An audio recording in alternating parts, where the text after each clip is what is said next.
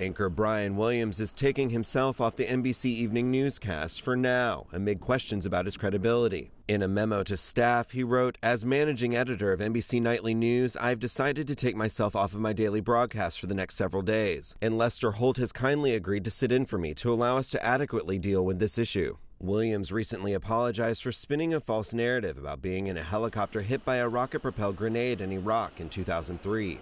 "I made a mistake in recalling the events of 12 years ago." But experts say that may not be enough to salvage his credibility. Regardless of how they spin it, I think that the damage has already been done. NBC has launched an internal probe into Williams's war stories. Questions have also been raised about his claim that he saw a body or bodies in the Hurricane Katrina floodwaters that hit New Orleans. Well, he's a storyteller, and this is the line that I think anchors are trying to walk now, is that they move from a position of just telling the facts to weaving stories.